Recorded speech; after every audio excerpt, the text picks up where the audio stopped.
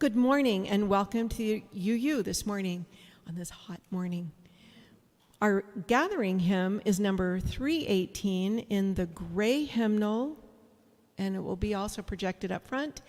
Number 318, We Would Be One. Number 318, Please Rise in Body or Spirit.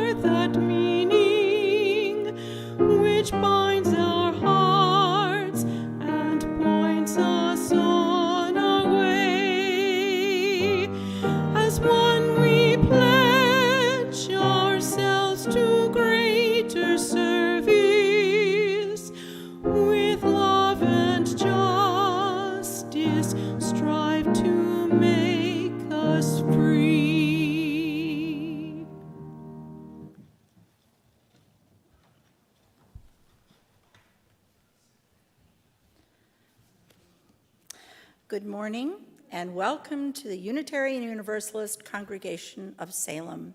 I am Brenna Norville and I will be your celebrant today. And we welcome to the pulpit this morning Greg Gregg, who is part of the Storyteller Homilist group. So we're all looking forward to hearing you speak. We come together this morning to remind one another to rest for a moment on the forming edge of our lives, to resist the headlong tumble into the next moment until we claim for ourselves awareness and gratitude, taking the time to look into one another's faces and see their communion, the reflection in our own eyes. This house of laughter and silence, memory and hope is hallowed by our presence together.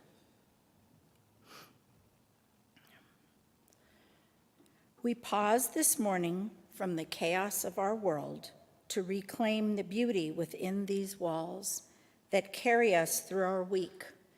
We lift this community onto our shoulders with pride and grace-filled expectations for our children and our children's children.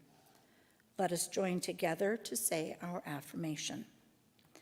Love is our doctrine, compassion is our way. Here we seek to create a joyful home for free religious exploration, build a community of caring fellowship, nurture the hopes, and serve the needs of our world.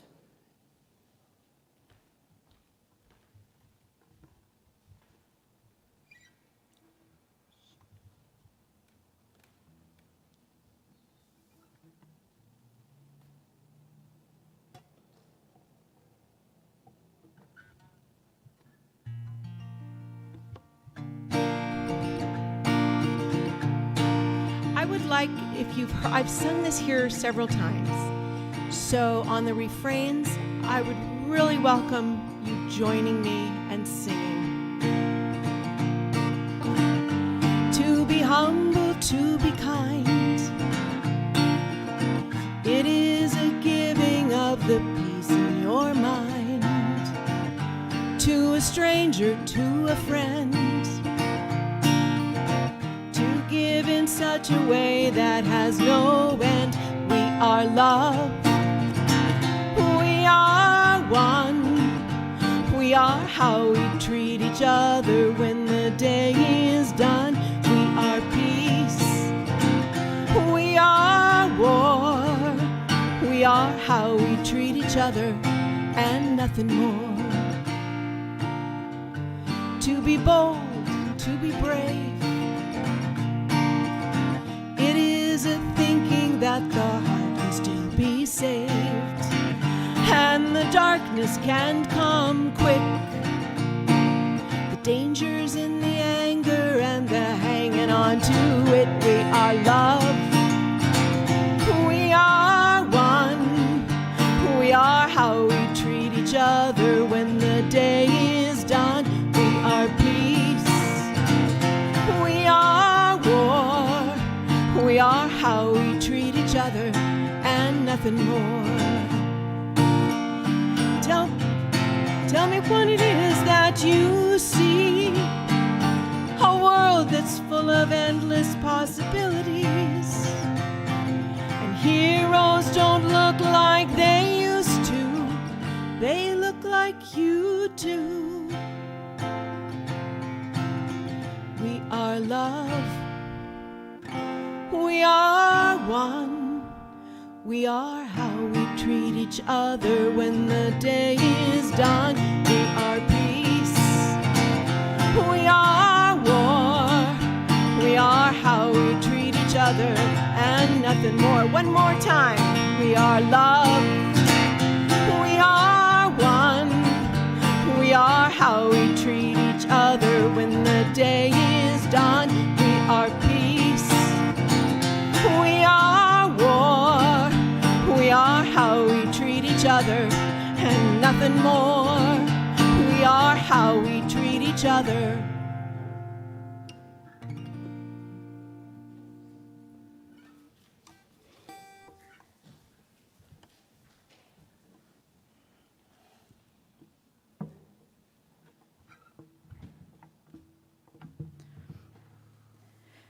Our chalice lighting.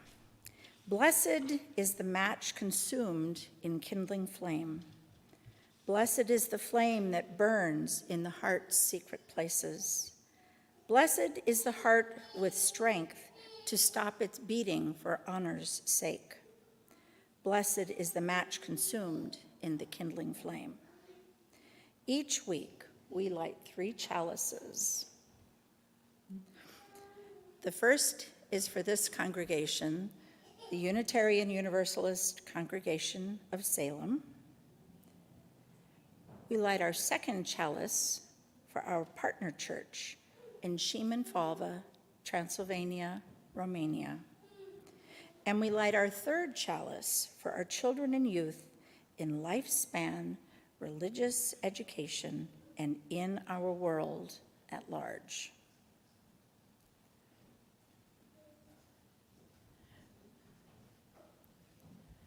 Let us sing our flame into life.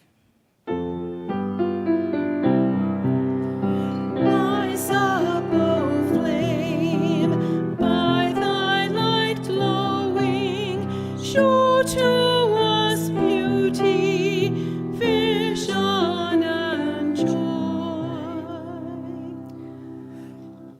So, we do not have children coming up to the front this morning because LRE presents mini day camps for kids. Starting today and for the next 10 Sundays from 10:30 in the morning until noon, there will be fun and learning, and starting next week, there will be pictures to be seen during this time.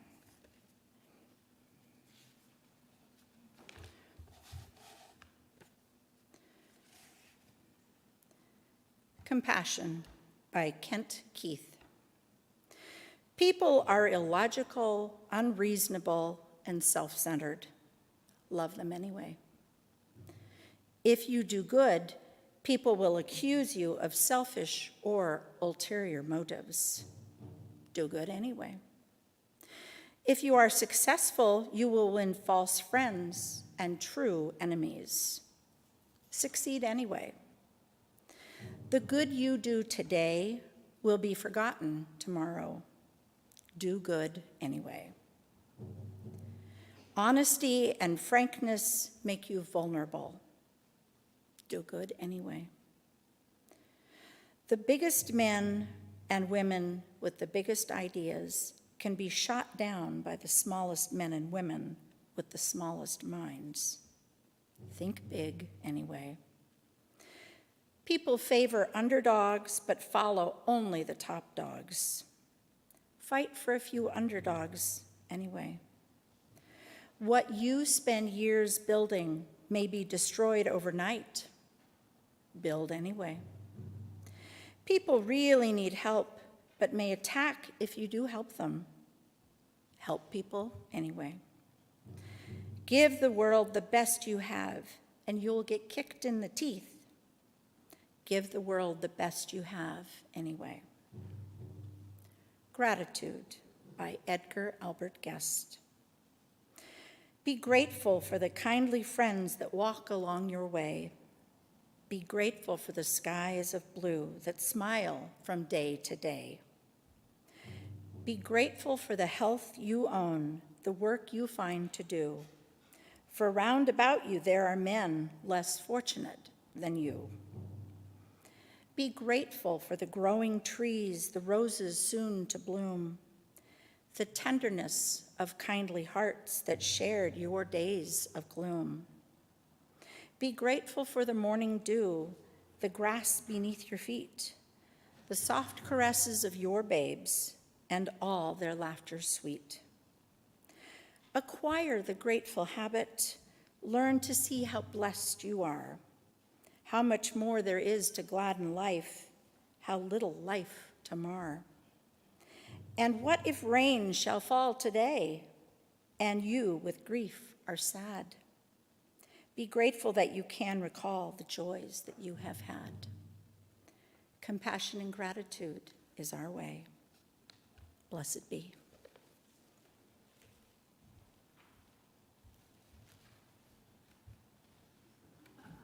Oh, you're next.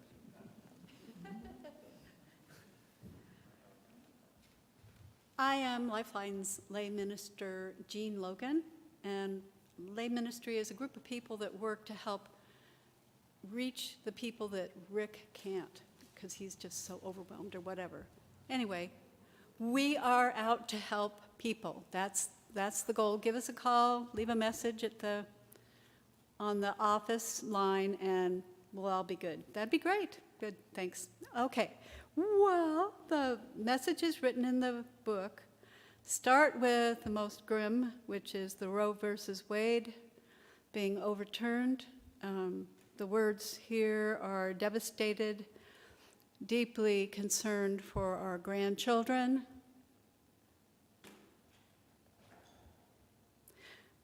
The next message is from Kathy, and she said, concerns for the waitresses' abuse at Cork. One was a return of cancer, and one has a broken foot. Still, they wait tables and are cheerful and kind. Well, here's to them.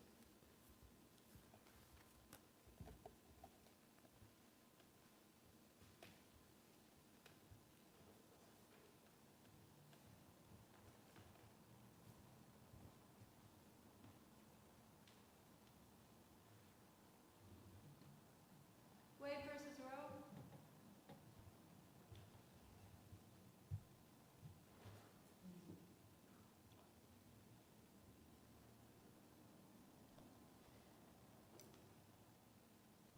Music court waitresses.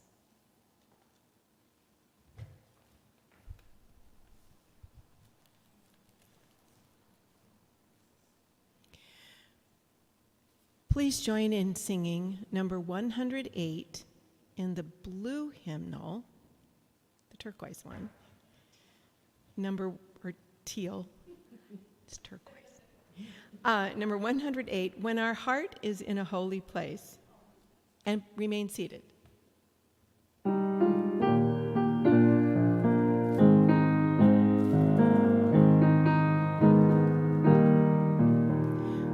our heart is in a holy place, when our heart is in a holy place, we are blessed with love and amazing grace. When our heart is in a holy place, when we trust the wisdom in each other of us, every color, every creed and kind, see our faces in each other's eyes. When our heart, holy place. When our heart is in a holy place, when our heart is in a holy place, we are blessed with love and amazing grace.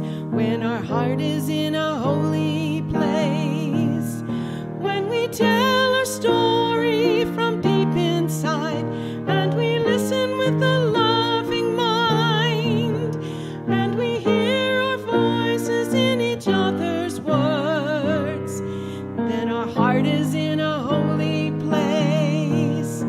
When our heart is in a holy place, when our heart is in a holy place, we are blessed with love and amazing grace. When our heart is in a holy place, when we share the silence of sacred space, and the God of our heart stirs within, and we feel the power of each other's faith, then our heart is in a holy place.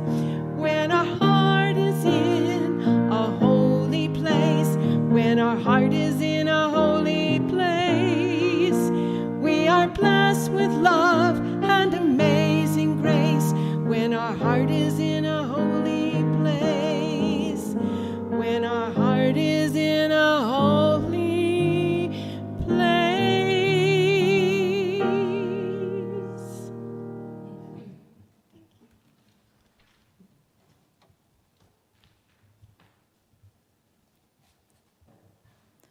One by Shawnee Kelly.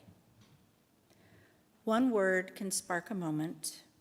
One flower can wake the dream. One tree can start a forest. One bird can herald the spring. One smile can bring a friendship. One hand clasp can lift a soul.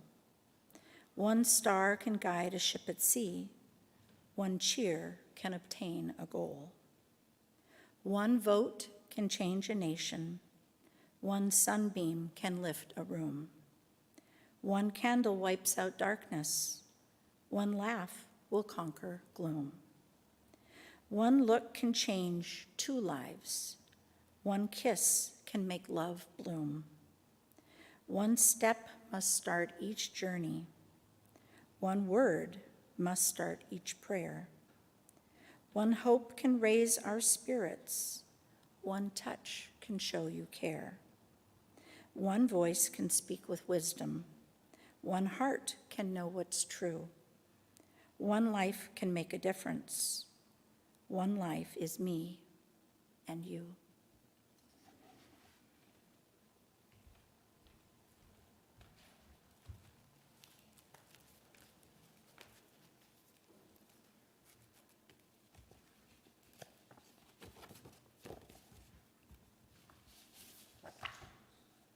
Hi. To the world, I'm Greg Gregg. To my family, I'm Fafa. Oh, sorry. To the world, I'm Greg, and to my family and friends, I'm Fafa, which means father's father in Danish, and it pleases me more. I have to tell you, on my way in today, it felt like I was coming for surgery. So if I look like I'm conking out on you, It's probably because the anesthesia is kicking in. Anyway, there was a time back in the 1960s and 70s, at the beginning of the environmental movement, when I had this urge to join the push to save the planet. And I thought all you needed was a college degree to get a decent job. And at the time, no one in my family had been to college, so my family was very supportive. Unfortunately, they weren't in a financial position to help, but I was lucky enough to get a job and work my way through an associate's degree. Then I found out that I couldn't get a job as a biolab tech, much less a biologist, so I went back to work, this time in lumber mills in Oregon, and I spent a couple of years there before going back to the University of Alaska to get my BS. Again, I worked my way through, this time as a nursing assistant at a nursing home, and that turned out to be important later in my life. But once again, I was lucky enough to get out without having any debt.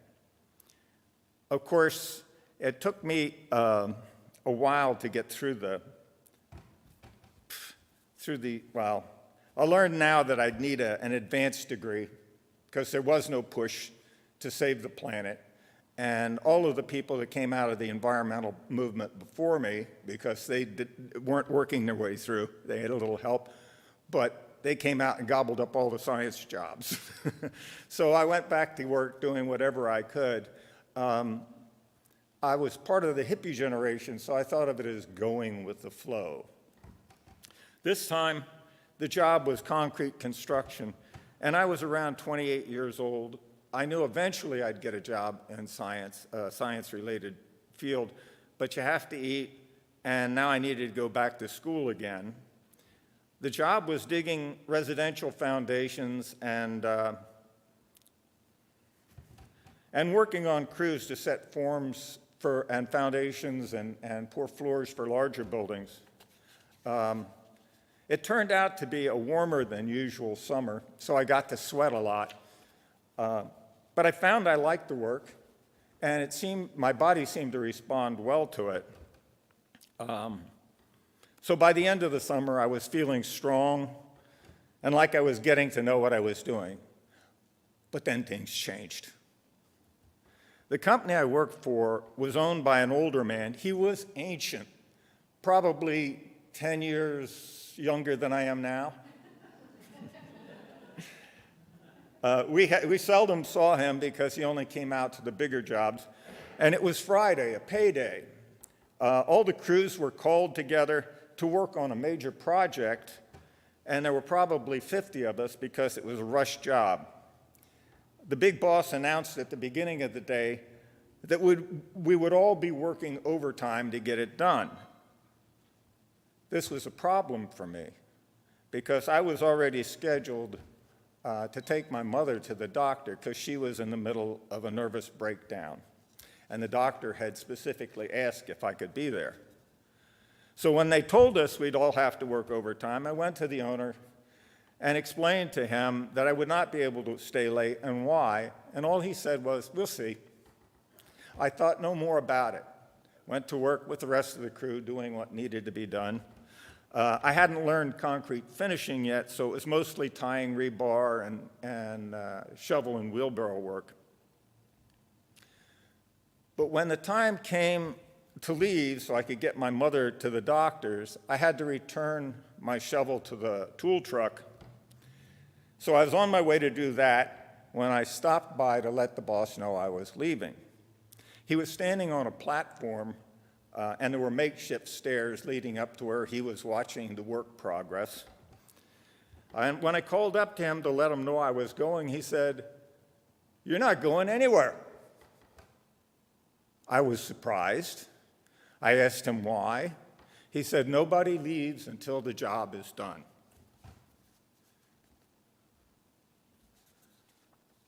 By this time, maybe a dozen guys around us had stopped working. It was like a play with an audience. I explained my situation again and told him I really had to go, and again he said no. I decided that while I liked the work, I would rather quit than continue working for someone so unreasonable, so I told him I was quitting and asked for my paycheck.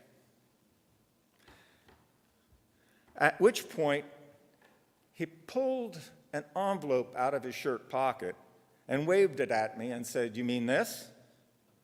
I noticed it was the only envelope in his pocket, and I asked if that was my paycheck. He said, "Yeah." So I said, "Yes." And he said, "Come and get it." So I started up the stairs, and as I did so, he reached back and picked up a finishing trowel. You know what that is. It's got the sharp point on it. And he was waving it. In one hand, he had my envelope, and the other, he had the trowel, and it was like, if I came near that thing, I was going to get cut. There was something very surreal about that situation because I was still holding the long-handled shovel I had been carrying when I stopped to talk to him. I felt my chest go tight with rage. I can't tell you how many things went through my mind as I stood there looking at the trowel in his hand and the long-handled shovel in mine. I was furious. He had my hard-earned money, and he was threatening me. By now, almost every worker on the job was watching our confrontation. It occurred to me, looking at that envelope in his hand, that this had all been orchestrated. I don't know how long I stood there thinking about my next move. It probably wasn't very long, but it seemed like a long time. The big boss man was an old fat guy with a fishing trowel, and I was a young man with a summer of hard labor behind him and a bit of a temper and a long-handled shovel in mine. Despite my anger, eventually I realized I had only one rational option, and with great effort, I put down my shovel, turned around, and walked away. At the time, it felt like humiliation and defeat. In retrospect, I think it was a moment of awakening. My wife was waiting in the car outside to pick me up so we could take my mother to the hospital or to the doctors. And when she asked for the paycheck, I couldn't talk. I couldn't speak to her because I was afraid I'd start crying. When I was finally able to tell her the story, she said, "Don't worry about it." And we went and took my mother to the doctors. Since she was in the middle of a nervous breakdown, I said nothing to her about it, but I spent the weekend stewing. My sense of humiliation was overwhelming, and I was conflicted about whether I had done the right thing or whether I should feel ashamed for failing to defend my honor. In any case, I decided never to go near that company again, but my wife did.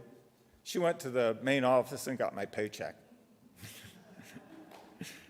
I've had many jobs and many paychecks since then, and it took me a couple of years to realize that this was an epic battle between my spirit and my ego.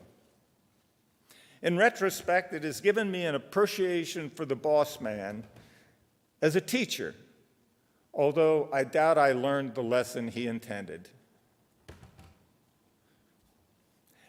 I'm grateful that my spirit won that battle because I'm sure my life would have gone in a far different direction had my ego obtained satisfaction for the insult it perceived. My perception has changed now, and what seemed like defeat at the time has become a great victory. It also gave me insight into why a lot of people's lives go so wrong. I was fortunate. A lot of others with stronger egos have lost that battle, and I don't think it's a loss that you can easily recover from. I've come to see the ego as a fortress.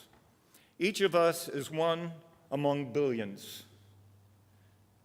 Alone, we are so insignificant that we erect this fortress to protect our ego identity. Then we spend our lives in the pursuit of significance. The ego finds significance in power, in materialism.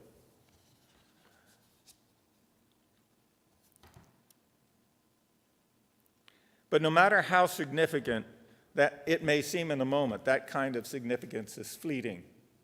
Percy Shelley once wrote a poem that goes, "I met a traveler from an antique land who said, 'Two vast and trunkless legs of stone stand in the desert.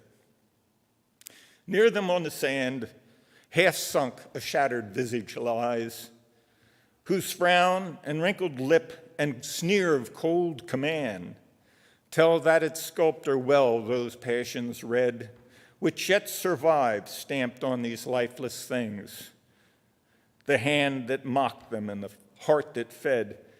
And on the pedestal these words appear. My name is Ozymandias, King of Kings. Look on my works, ye mighty, and despair.' Nothing else remains. Round the decay of that colossal wreck, boundless and bare, the lone and level sands stretch far away." I think Shelley is telling us that time eventually erases the significance of individual human egos, no matter how great their material success. Here at UU, we seek a different kind of significance, one that comes from the pursuit of enlightenment and our quest for spiritual identity. But what truth am I talking about? It is the truth that leads us, whatever our beliefs or unbeliefs, to choose to live according to the values of the Buddha and the Christ. Those values are the values that brought us to this Unitarian Universalist congregation. In other words, we are already enlightened. Our spirit speaks to us of the inherent worth and dignity of every person. Our values demand justice, equity, and compassion in our relationships.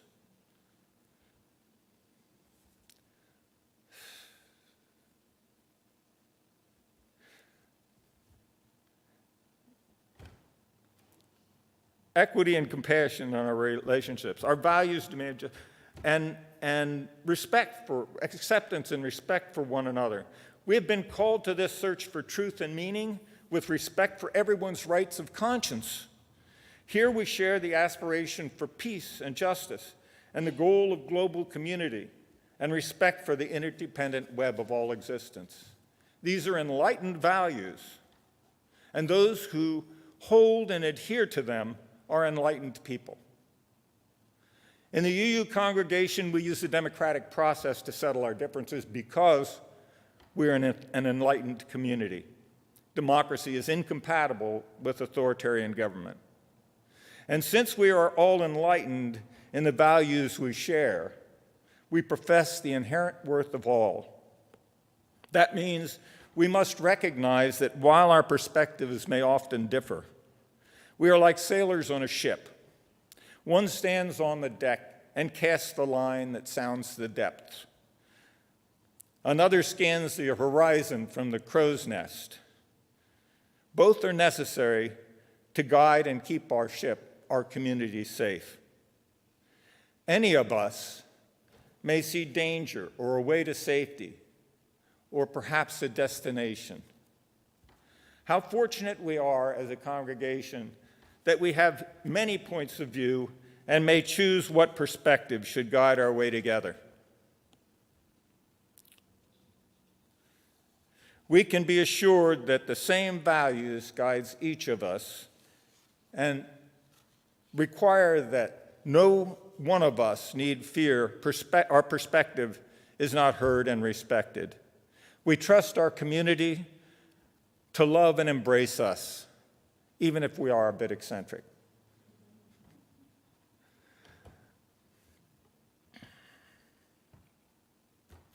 I have found it doesn't matter how we got here. It doesn't matter. I have found here at UU, it doesn't matter whether belief or life experiences or encounters with teachers led us to these values we share, only that we have arrived here.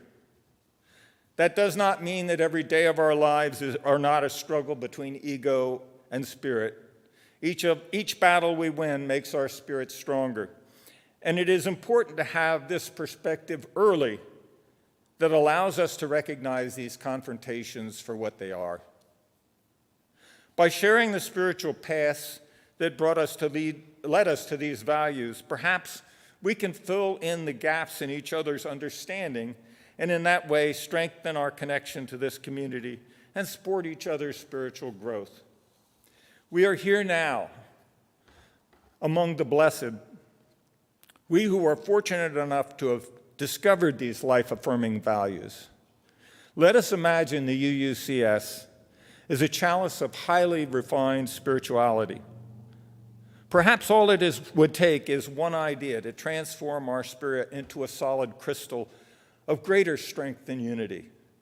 The connection groups and the Homilist Project offer each of us the opportunity to bring our ideas to the chalice, our drop of hope, if you will. Perhaps one will start the crystallization to begin. It is time to tell the stories that brought us to these enlightened values, and perhaps share a suggestion for the way we go from here. Our failures and successes are life's lessons, though in the moment it is sometimes hard to know which is which. Our spiritual journey requires us to forever take the next step. I look to your light to show the way forward, just as you may look to mine. Our connections allow us to exchange ideas and information. We struggle and fail, but the light of truth that we share is the light of life. Together, our light shines more brightly.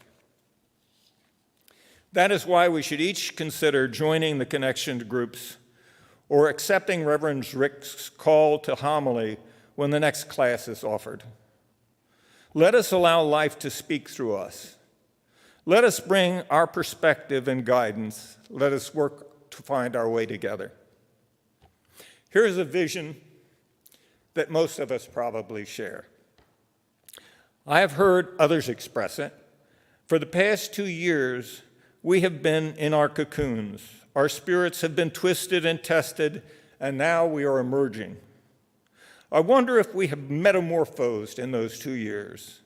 The question I have we developed wings where we had none before? I've set up a little diorama in the fellowship hall in case you're wondering how I see our emergence. I want to thank you all, my brothers and sisters, for sharing this moment.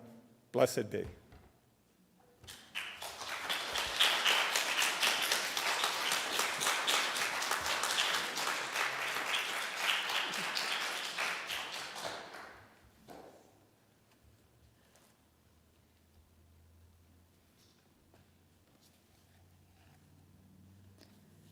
See a blossom in your mind's eye. Allow it to fill the interior of your imagination. Greater perfection of form in nature cannot be imagined. With inward gaze, absorb each wondrous fluted petal. Slide down its humid surface until you drop as the dew into its velvety core. Immerse your senses in this safe chamber. Such fragile beauty gives impulse to weep. Slowly reverse the journey as you ascend the shaft toward wider light. Turn your imagination around and around and around to see its many facets, stored within this memory of all flowers.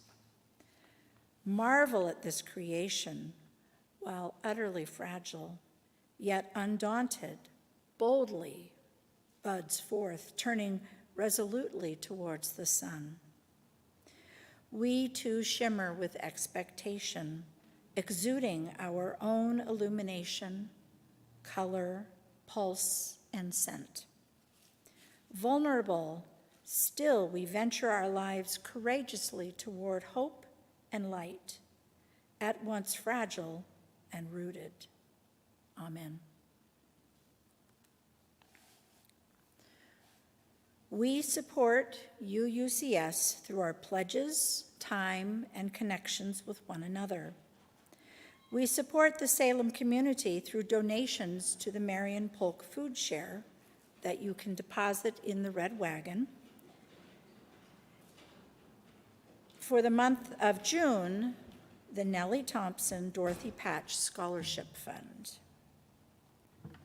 Please send your checks to UUCS or visit the website to donate. Thank you for maintaining the community of UUCS and for helping the wider community of Salem.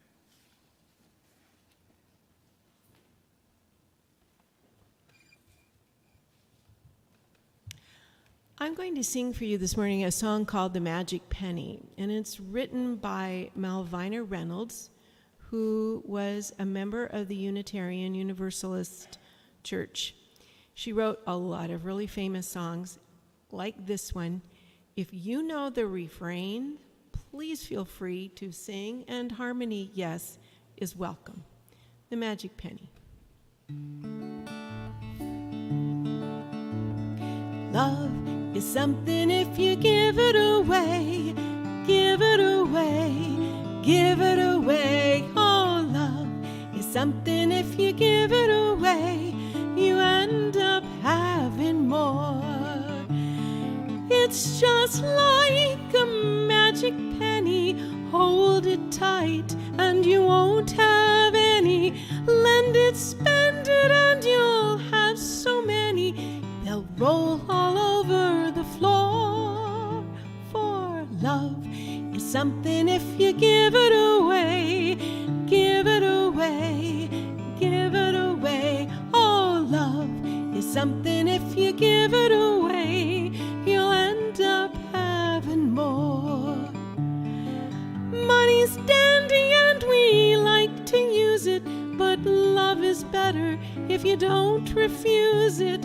It's a treasure and you'll never lose it unless you lock up your door. For love is something if you give it away, give it away, give it away. Oh, love is something if you give it away, you'll end up having more. So let's go dancing till the break of day, and if there's a piper we can play. For love is something if you give it away, you'll end up having more. For love is something if you give it away, give it away, give it away. Oh, love is something if you give it away, you'll end up having more.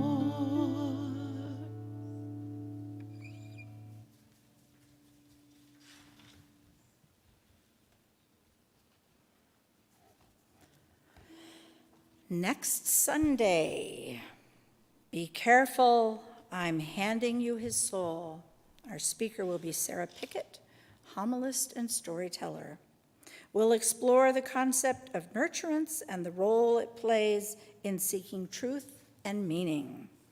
So stay tuned and come and support Sarah. News of the community. I don't see any, but it does say by email you can find out. You can look on the church's Facebook page. Hot topics and news, go to uusalem.org, the UUCS newsletter, or the calendar of events. We light the social justice candle and extinguish the chalices. We take the light from our chalice,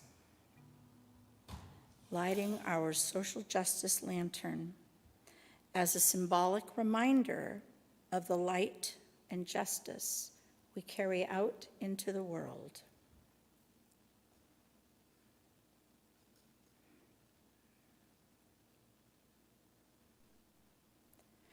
As we extinguish the chalices, let us hear these words by Martha Kirby Capo. Our time together is finished, but our work is not done. May our spirits be renewed and our resolve strengthened as we meet the challenges of the week to come.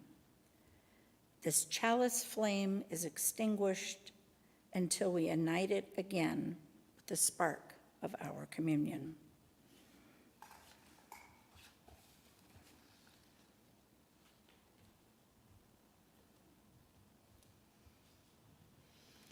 Our closing hymn is number 118 in the gray hymnal, This Little Light of Mine. I'm going to do it from the guitar. Keep up. Oh, please rise. You'll need to keep up. With gusto. This little light of mine, I'm going to let it shine. This little light of mine, I'm going to let it shine. This little light of mine, I'm going to let it shine, let it shine, let it shine, let it shine. Everywhere I go, I'm going to let it shine. Everywhere I go, I'm going to let it shine. Oh, everywhere I go, I'm going to let it shine, let it shine, let it shine, let it shine. Building up a world, I'm going to let it shine. Building up a world, I'm going to let it shine. Building up a world, I'm going to let it shine, let it shine, let it shine, let it shine. Woo.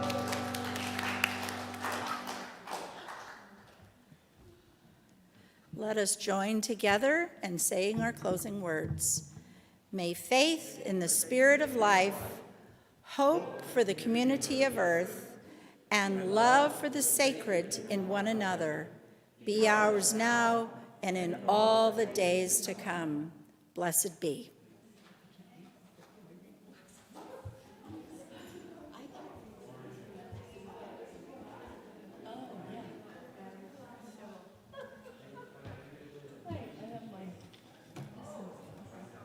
Oh my gosh.